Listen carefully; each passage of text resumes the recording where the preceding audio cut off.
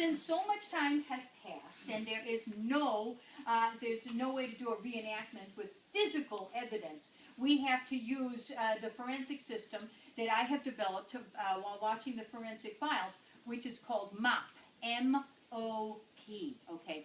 Now, I made it up, but it works, so trust me.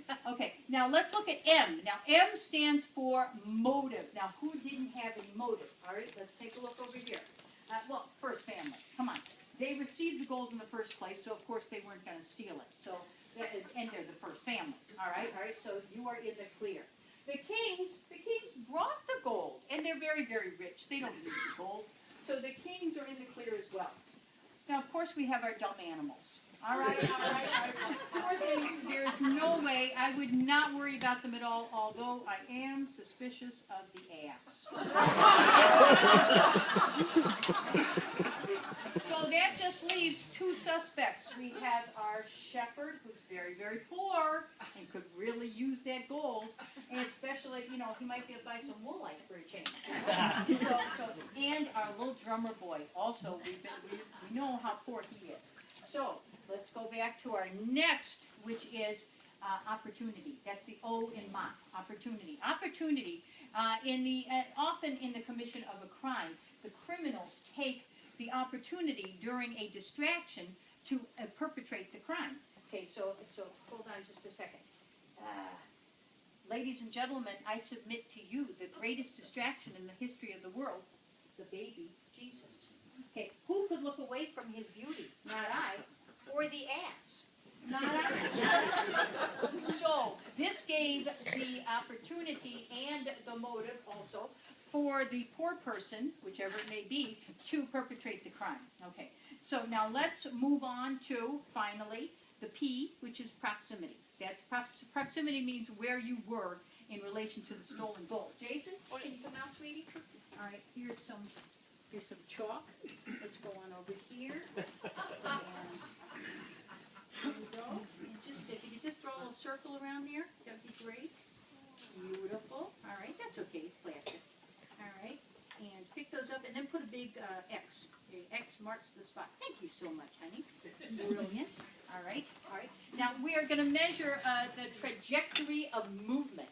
We're going to determine trajectorially how this was committed. Okay. So let me get some more of my tools over here. And Joseph, you are a carpenter, so I need your help here, honey. Okay. If you can, let's see, come around here. Okay. Yeah, I couldn't remember Bjorn. You can't remember Joseph. Right?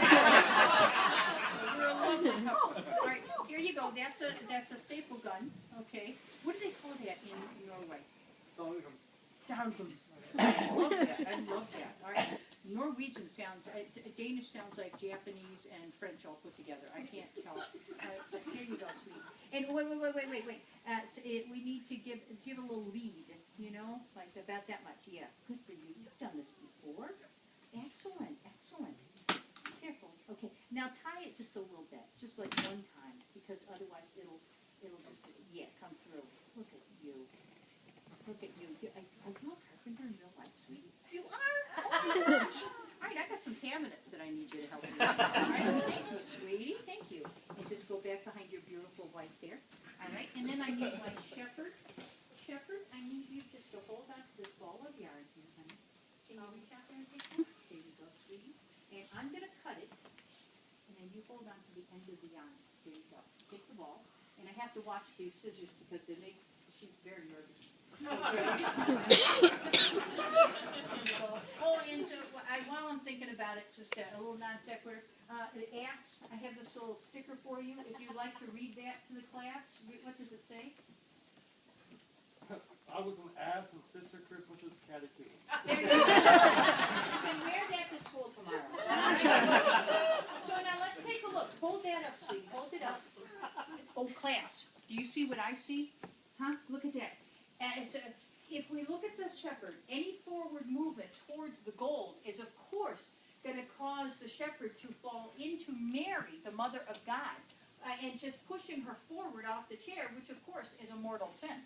All right? So I don't think there's any way you could have done this, sweetie. You are in the clear.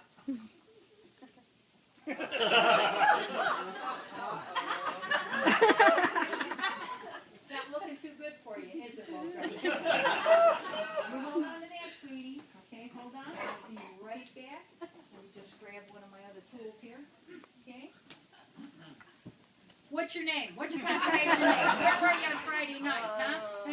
We're not going to get anything out of that. All right. Thank you. Well, now, as I said, we have motive and opportunity and even proximity. But in the United States of America, that is not enough to prove that someone committed a crime. You actually have to prove how it was perpetrated, how he did it. Now, it's been a long time since this crime was committed, and there's no physical evidence. So what we have to do is use a reference that will help us solve it. A reference like the theme song for the little drummer boy. Choir, could you give me just from Baby Jesus, and I'll let you know when we've solved it. Go ahead. Listen up, please. Here it is.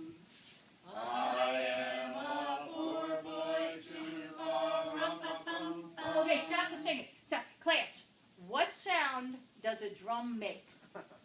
Rat-a-tat-tat. What sound does this drum make? Pum, pum. It's been muted. Hold on a second. Hold on. Let's take a look. Let's take a look. Oh my goodness. There it is. There it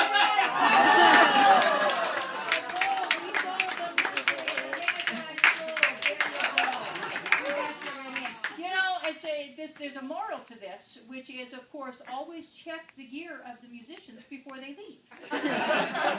Or I like to think girls are good, boys are bad. Well, hold on a second. Everybody stand up from your places. And we are going to do what they call a stage bow. Okay, and I'm going to move this out of the way so that we can spread out Louise. All right, and so come on forward. Everybody come out and take each other's hands, even if you think it's cootie time. Okay. All right. And I'm going to count to 3. You take your hands and you put them up in the air and then bow. Okay, choir, are you okay down there? Yep. Okay, everybody ready? 1, 2, 3, hands up and bow. Woo!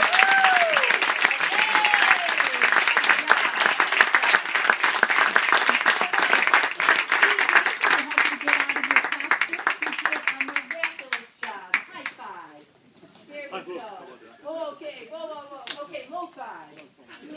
Found me and exploded. All right, thank you very much. So, choir, you're not off the hook yet. Gregory, am I interrupting your lunch? See, surrounded by gorgeous women over here, so, you know.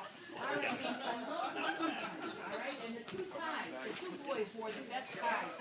I tell you what, we're going to make sure that you remember what we did at the very beginning of class. So we're going to go over Jingle Bells to remember those words, okay? Are you ready from Dashing Through the Snow? Let's go.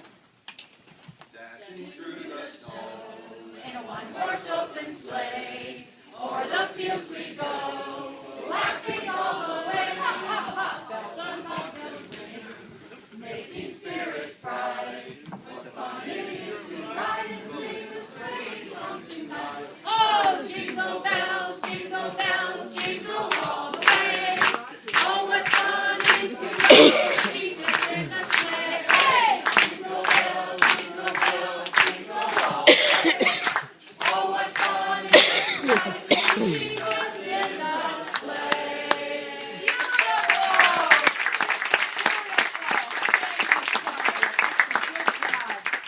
Head on over to your seats if you'd like. And thank you so much for coming out tonight and spending the evening with us in our wonderful little pageant. I had such a good time. I hope you had a good time. If you had a good time, please tell your friends and family that we're here again twice tomorrow, and even on Christmas Eve, there's a matinee before Santa actually hits the skies, okay? And then next weekend as well, after Christmas, they're going to continue this, but with somebody that looks a lot like me, all right? So now, if you did not have a good time, and you go, oh, I don't need to do that again, tell people you saw Sister Act, all right? So good night, and God bless.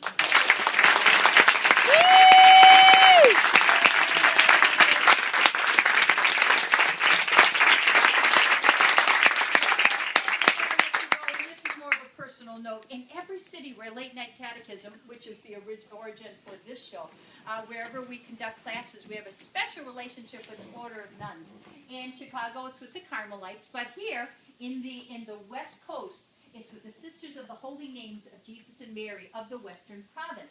It's a beautiful teaching order of nuns. And when they retire, and I don't mean they're off to Acapulco at 62, usually they're around 80 or 90 years old, and nuns live a very long time. And in the old days, you'd have younger girls joining the convent because there weren't that many opportunities. So the parents would have the girls go into the convent to get their education and to learn a skill and all that type of thing. And while they were there, they took care of the older nuns. Okay, well, the world has opened up. Thank you. That's a wonderful thing. However, what's happened is the older nuns no longer have those young girls to help out anymore. And we do have an influx of women joining the convent these days. However, they're women that have raised their family and they want to start a new chapter in their life serving God. So that puts them a little bit over the line there, where at some point they're going to need, very soon, they're going to need some medical help too, and so we need some help to help these girls along in their retiring and their waning years. And believe me, the nuns never actually retired. They work all the way up to the last day. In the meantime, during the time that they were working, they never got paid, never got a paycheck, because the church gave them their outfits, and who wouldn't like that? And gave them a place to live in a convent. You had your own little cell. It was beautiful. And then of course you had good eats. So you didn't need a paycheck. What do you need money for? So there was no Social Security being taken out or any of that stuff. So the girls are pretty much on their own these days. And the church does not support the retirement of the nuns. They do support priests because they were ordained and they got paychecks. So all I'm asking you to do tonight is, if you could reach down your hearts, find $1 or $2 for the Sisters of the Holy Names. They would greatly appreciate it. And it's a few years ago back in Chicago, when they were having one of those scorching summers, Mary Pat, who is the wonderful, blessed woman that writes all these wonderful shows, showed up at the convent one day with enough money to buy them an air conditioner. And it was from money that was contributed at the ends of these shows. So she is absolutely brilliant that she opened that door for them. And we don't let them use it for their ministry. Church pays for that. But for them to make sure they're comfortable and they have a good life, because they really deserve it. They're praying when you're sleeping. When you're having a good time, they're home praying for you. So, and somebody's got to do it. It's great work. So anyway, I'm going to be standing by the door tonight. And I'm going to have a bucket. So it's going to be kind of hard to get past me. And what would a Catholic function be without a collection?